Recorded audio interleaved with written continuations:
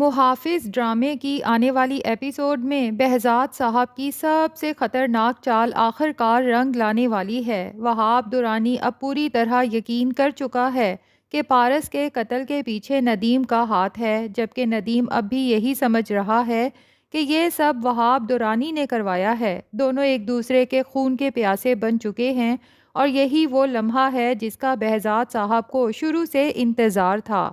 لیکن اصل سوال یہ ہے کہ سب سے پہلے شکار کون بنے گا، ندیم یا خود وہاب درانی؟ آئیے تفصیل سے اس پر بات کرتے ہیں۔ وہاب درانی کو اب اس بات کا پورا یقین ہو چکا ہے کہ پارس کی گاڑی پر ہونے والے بلاسٹ کے پیچھے ندیم ہی کا ہاتھ ہے۔ دوسری طرف ندیم بھی یہی سمجھ رہا ہے کہ یہ حملہ وہاب درانی نے کروایا، لیکن جان بوجھ کر اسے اعتماد میں نہیں لیا تاکہ اگلا نشانہ اس کا بیٹا آفتاب بن سکے۔ لیکن ناظرین، ندیم کو ابھی تک اس بات کا اندازہ نہیں کہ وہاب درانی کا اگلا ہدف آفتاب نہیں بلکہ خود ندیم بننے والا ہے۔ وہاب درانی اندر ہی اندر ٹوٹ چکا ہے۔ وہ یہ سوچ سوچ کر پاگل ہو رہا ہے کہ جس پارس کو وہ اپنی زندگی کی سب سے بڑی خواہش سمجھتا تھا، وہ اس کی زندگی میں آنے سے پہلے ہی ہمیشہ کے لیے اس دنیا سے چلی گئی۔ اب وہ خود کو کوسنے لگا ہے۔ وہ سوچتا ہے، میں نے پارس تک پہنچنے کے لیے غلط انسان پر اعتماد کیا۔ مجھے ندیم جیسے لالچی آدمی پر کبھی بھروسہ کرنا ہی نہیں چاہیے تھا۔ جو شخص اپنے خون کے رشتوں کا وفادار نہ ہو سکا، وہ میرا کیسے ہو سکتا ہے؟ اس نے مجھ سے زمین بھی لے لی اور آخر کار پارس کو بھی مجھ سے ہمیشہ کے لیے چھین لیا۔ یہی سوچتے سوچتے وہاب درانی فیصلہ کرتا ہے کہ اسے بہزاد صاحب سے خود بات کرنی چاہیے اور انہیں یقین دلانا چاہیے کہ پارس کے ساتھ ہونے والے اس حادثے میں اس کا کوئی ہاتھ نہیں۔ دوسری طرف بہزاد صاحب تو اسی لمحے کے انتظار میں تھے۔ انہیں پہلے ہی اندازہ تھا کہ جیسے ہی وہاب درانی کو پارس کی موت کی خبر ملے گی، وہ خاموش نہیں بیٹھے گا بلکہ ضرور رابطہ کرے گا۔ جیسے ہی وہاب درانی بہزاد صاحب کو فون کرتا ہے، انتہائی دکھی آواز میں کہتا ہے، میرا یقین کریں بہزاد صاحب، یہ حادثہ میں نے نہیں کروایا۔ پارس کے یوں اچانک چلے جانے کا صدمہ مجھے بھی اتنا ہی ہے جتنا کہ آپ کو، کیونکہ میں واقعی ہی پارس سے محبت کرتا تھا۔ یہی وہ لمحہ ہوتا ہے جہاں بہزاد صاحب اپنی اگلی چال چلتے ہیں۔ وہ نہایت سنجیدگی سے جواب دیتے ہیں، وہاب، اگر مجھے ذرا سا بھی یقین ہوتا نا کہ اس سب کے پیچھے تم ہو تو 24 گھنٹے بھی نہ گزرتے اور یہی انجام تمہارا بھی ہو چکا ہوتا۔ مجھے معلوم ہے یہ حملہ تم نے نہیں کروایا، لیکن میرا دکھ صرف بیٹی کے جانے کا نہیں، میرے اپنے ہی لوگوں نے میری کمر توڑ دی۔ میری بربادی میرے دشمنوں نے نہیں، میرے اپنے رشتوں نے کی ہے۔ بس یہی ایک جملہ وہاب درانی کے تمام شکوک ختم کر دیتا ہے۔ اب اسے مکمل یقین ہو جاتا ہے کہ بہزاد صاحب بھی اسی شخص کی طرف اشارہ کر رہے ہیں جس پر وہ پہلے ہی شک کر رہا تھا، یعنی ندیم۔ فون بند کرنے سے پہلے وہاب صرف ایک جملہ کہتا ہے، میری طرف سے اپنی بہن کو ندیم شاہ کی تعزیت ضرور پہنچا دیجیے گا۔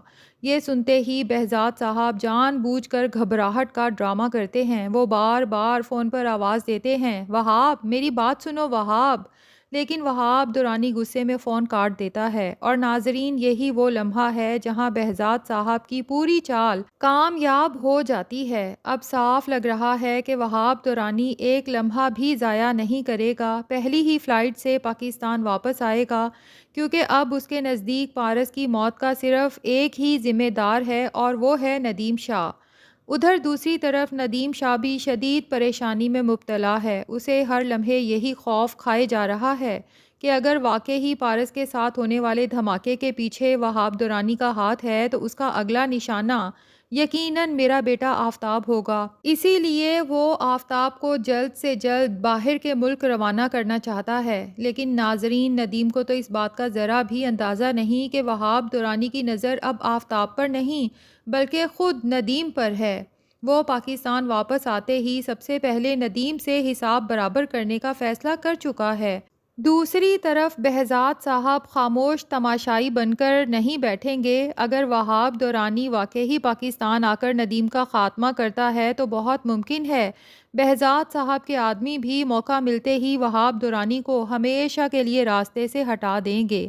یعنی جس کھیل کی شروعات بہزاد صاحب نے کی تھی، اس کا خاتمہ بھی شاید دونوں دشمنوں کی موت پر وہی کریں گے۔ اب بات کرتے ہیں پارس کی۔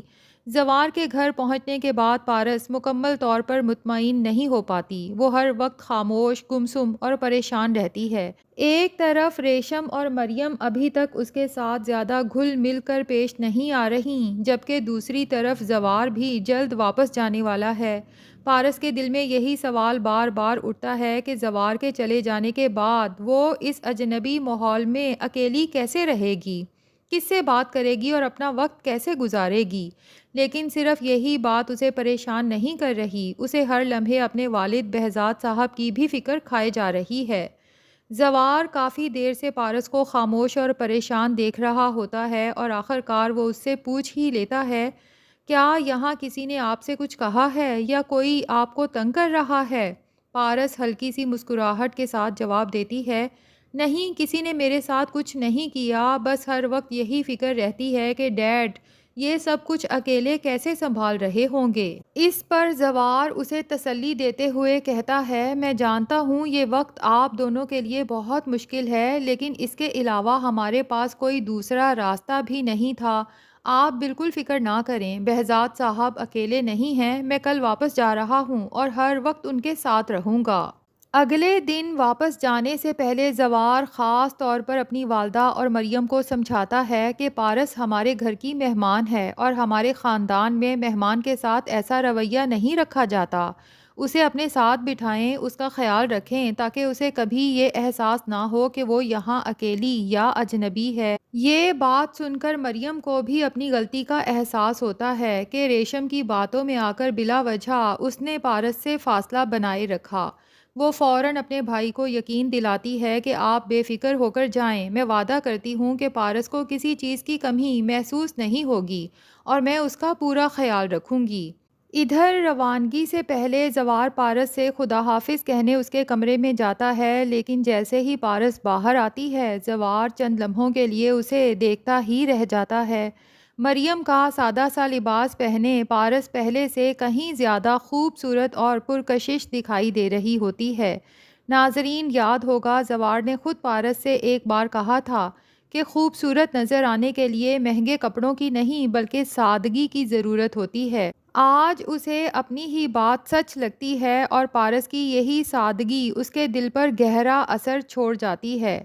خیر، زوار واپس روانہ ہو جاتا ہے جبکہ مریم بھی پارس سے اپنا رویہ بدل لیتی ہے۔ آہستہ آہستہ پارس گھر والوں سے گھلنا ملنا شروع کر دے گی اور اس سادہ زندگی کی عادی ہونے لگے گی۔ لیکن اصل امتحان تب آئے گا جب پارس کو معلوم ہوگا کہ ریشم صرف زوار کی کزن نہیں بلکہ اس کی بچپن کی منگیتر بھی ہے اور دونوں کی شادی کی تیاریاں چل رہی ہیں۔ یہ حقیقت پارس کے لیے بہت بڑا صدمہ ثابت ہوگی۔